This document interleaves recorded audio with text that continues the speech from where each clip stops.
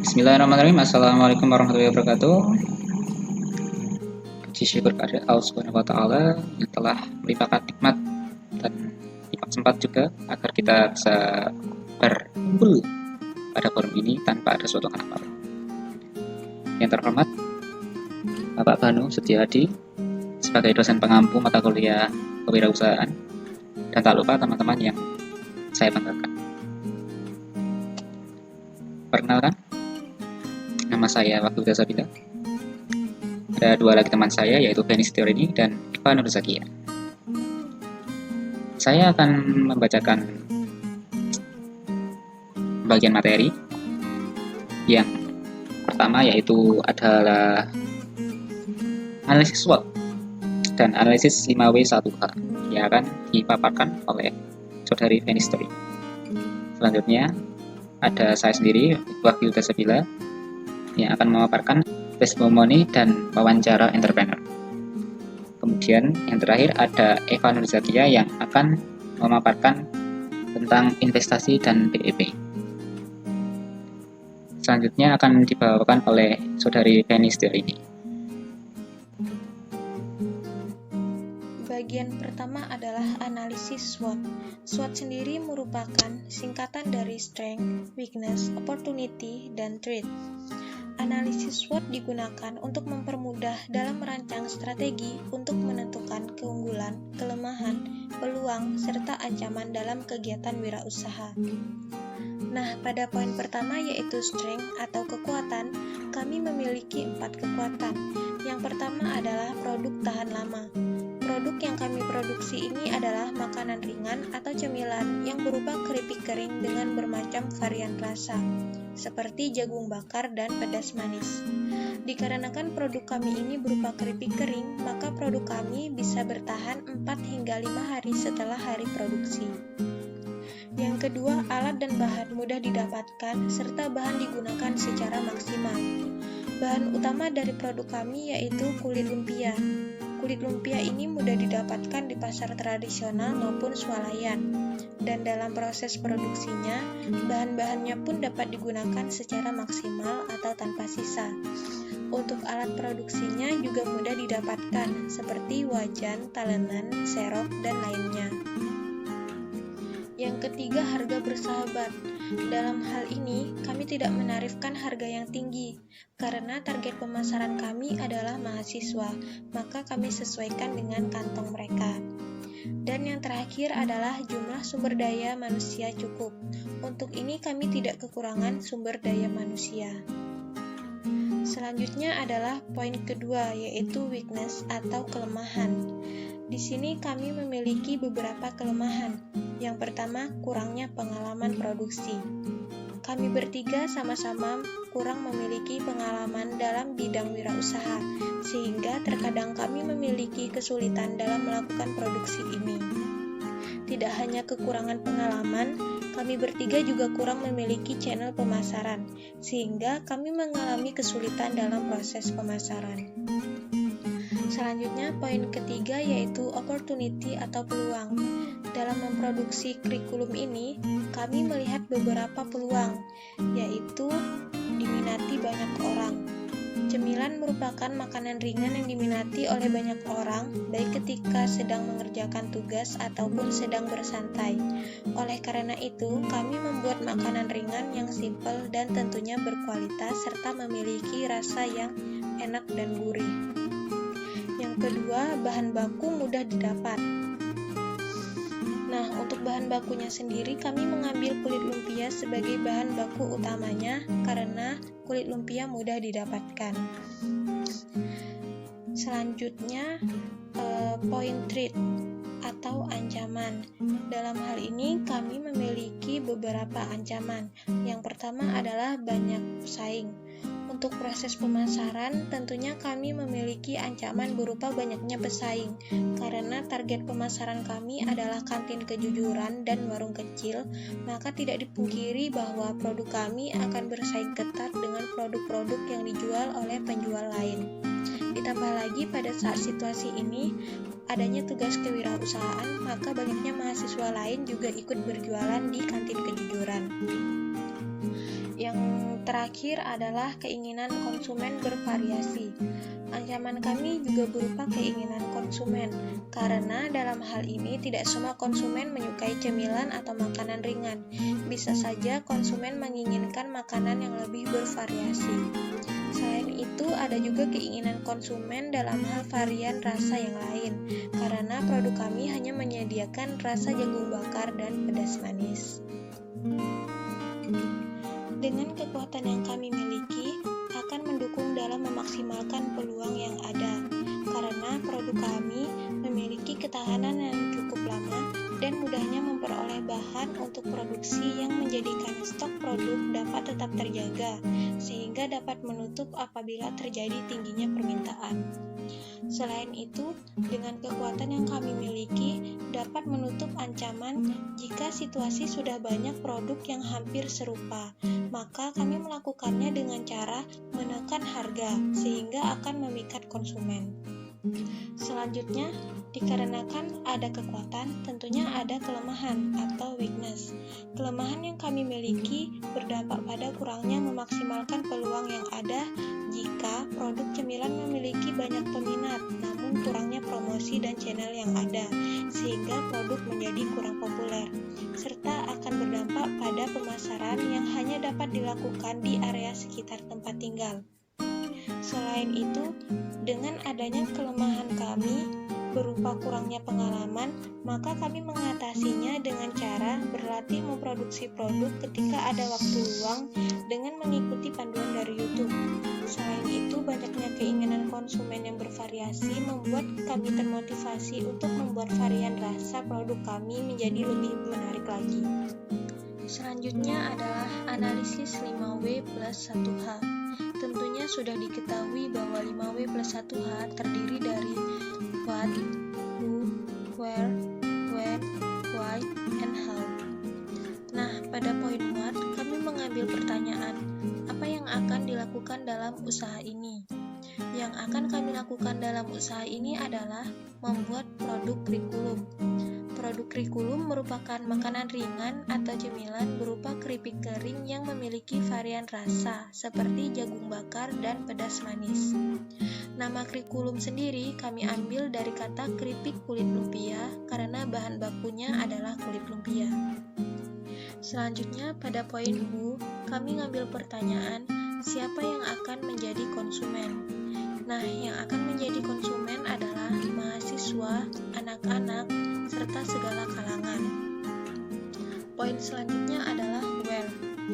Di sini kami mengambil pertanyaan di mana proses produksi, pembelian bahan baku, dan pemasaran dilakukan. Untuk proses produksi kami lakukan di dapur asrama mahasiswa UNY, dan untuk pembelian bahan baku kami lakukan di pasar, serta pemasaran dilakukan di kantin kejujuran dan di warung kecil.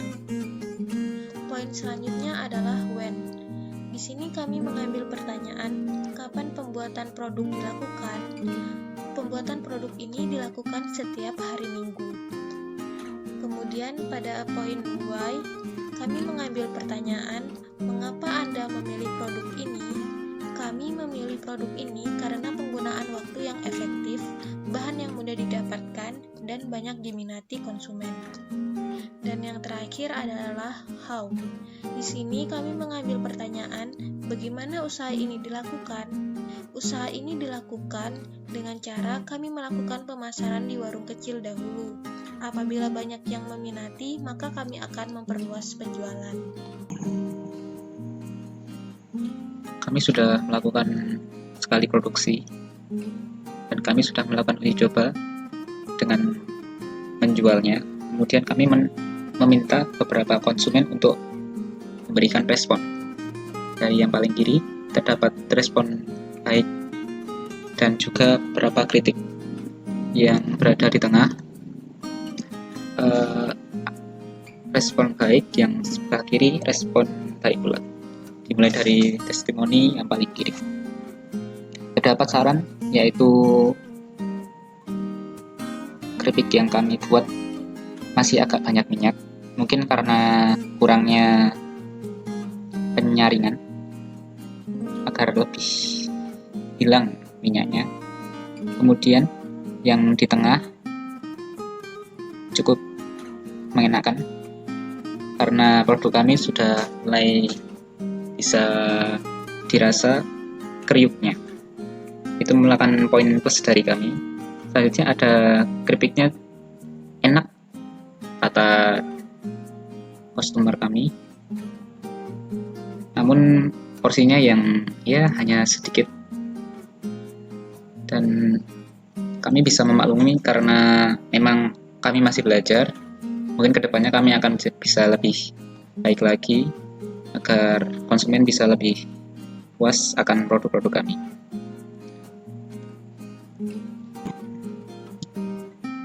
Bapak Supriyon, beliau merupakan penjual wedang ronde. Beliau asli Jogja.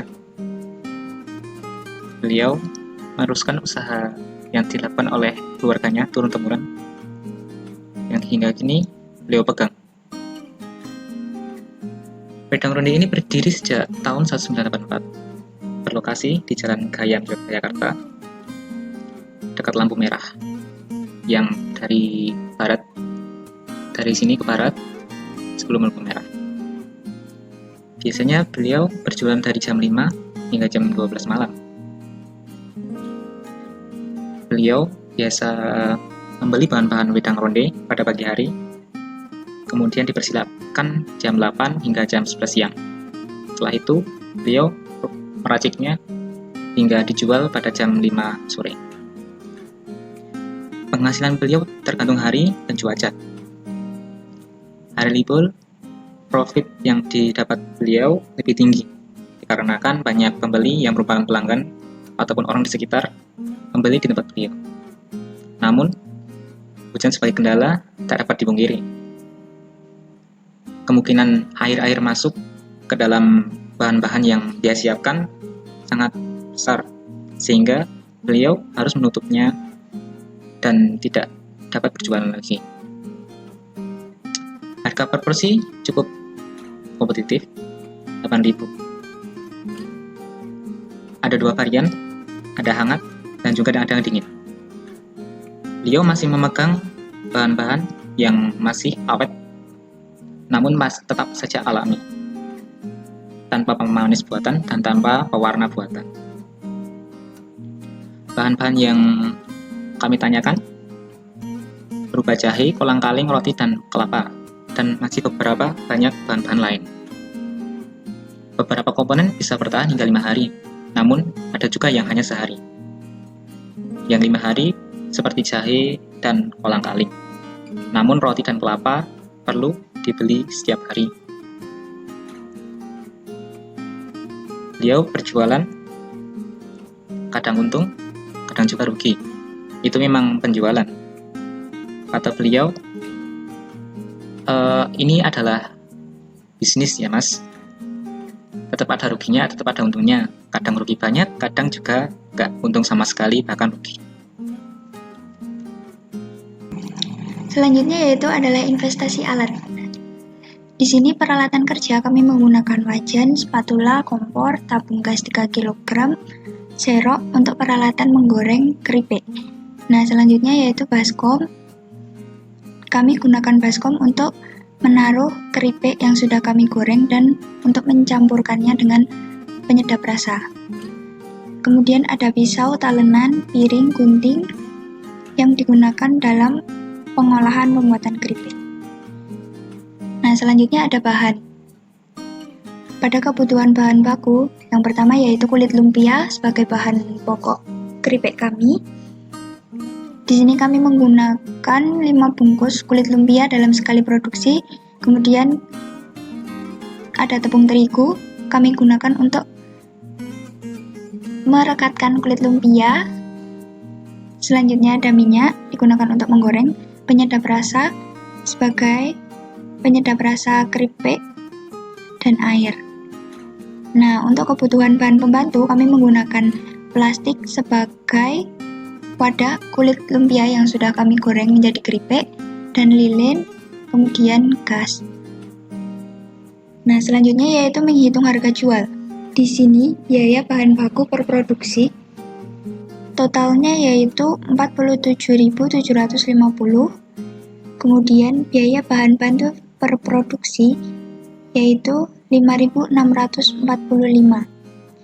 Nah, kapasitas produksi kami dalam sekali produksi yaitu 19. Untuk menghitung biaya per unit, caranya yaitu biaya bahan baku per produksi yaitu 47.750 dibagi kapasitas produksi yaitu 19. Hasilnya yaitu 2.513,2 ribu rupiah.